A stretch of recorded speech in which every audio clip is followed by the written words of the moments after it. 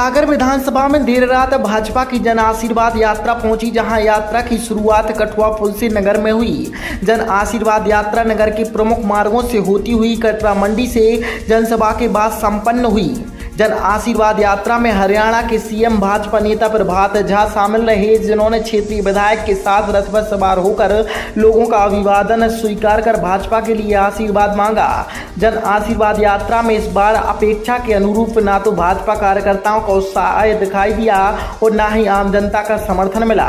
तो वहीं जनसभा के दौरान भी कुछ यही तस्वीर नजर आई, जिसको लेकर तरह तरह के क्यास भी लगाए जा रहे हैं और पूरी तरह से फ्लॉप सो ही रही। जन आशीर्वाद यात्रा में शामिल हरियाणा के सीएम भाजपा नेता प्रभात झा ने डबल इंजन की सरकार की उपलब्धि को गिना, जनता से भाजपा के लिए समर्थन मांगा। तो वहीं कांग्रेस पर भी उन्होंने निशाना साधा।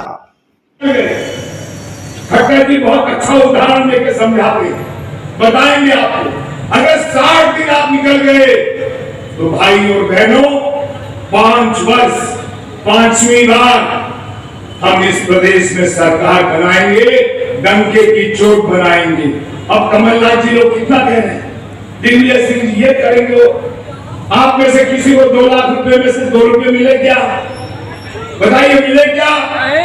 किसी बेरोजगार को 4000 रुपए मिले क्या? जिसको 4 रुपए भी मिले हो तो हाथ उठा लो। ये उनके वचन पत्र में था। संकल्प पत्र क्या होता है? जनता के और पार्टी के बीच में अनुबंध गीता जैसा पवित्र होता है हमारा घोषणा पत्र, उसमें लिखा हुआ था, लेकिन लिखी हुई बातों को भी नहीं किया और एक ही काम किया कि जितनी शिवराज जी की योजना थी वो सब बंद किया। और शिवराज जी आए, दीपावली भी मनाना है, सरकार बनाने का दिया जलाना है, कांग्रेस का दिया बुझा हुआ है। बुझे हुए दिए से कोई दिया नहीं जलता और जलते हुए दिए से हजारों दिए जलते हैं।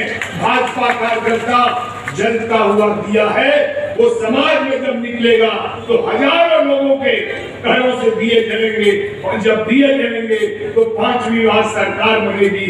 मैं 60 दिन मांगने आया हूं। अपने विकास के पदचिन्ह छोड़े हैं, वो पदचिन्ह आगे आने वाले समय में इतिहास के पन्नों पे अंकित हो गए हैं। वो कभी भी वो फुटप्रिंट कभी मिट नहीं सकते। आपने जो विकास के नए आयाम स्थापित किए शहर में, और अभी विकास का पहिया रुका नहीं है। विकास की गति और तेज गति होगी और सागर शहर को हिंदुस्तान के महानगरों के रूप में हम शामिल करने का संकल्प लेते हुए मैं मोदी उस समय हमारे 1996 के अंदर प्रभारी बनकर के आए थे। 96 से लेकर 2001 तक प्रभारी रहे और सीधे यहाँ से गुजरात के वो मुख्यमंत्री बने। उसके बाद 2002 में हमारे प्रभारी बने थे शिवराज चौहान और 2005 तक वो प्रभारी रहे।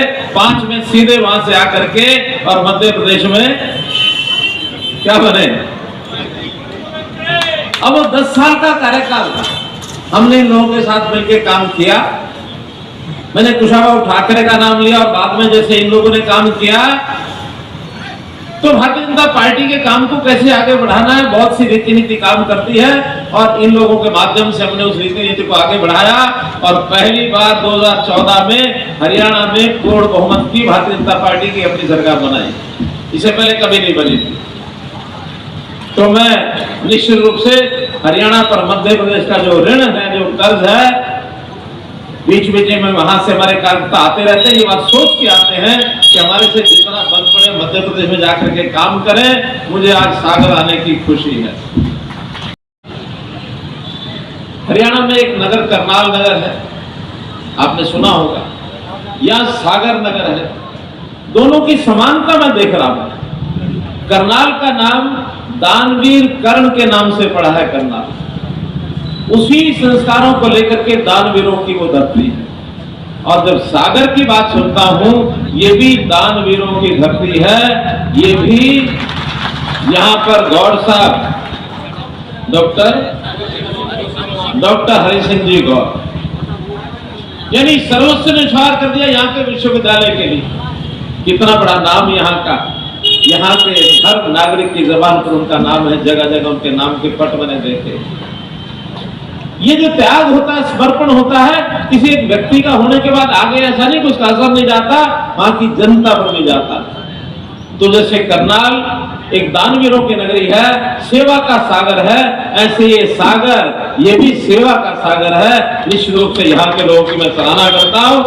और जिस प्रकार से आप लोग लगातार भारतीय जनता पार्टी के काम को आगे बढ़ा रहे हैं, मुझे बहुत अधिक कहने की आवश्यकता नहीं। आज की जन आशीर्वाद यात्रा को देख करके इन भाषणों से उत्साह की जो बात होती है, सबको लगता है कि मेरी बात से बड़ा उत्साह आया होगा। आपकी यात्रा देख करके जितना उत्साह आप में है, भरपूर उत्साह है, निश्चित रूप से आपको अगली सफल मिलेगी, ऐसा मेरा विश्वास है।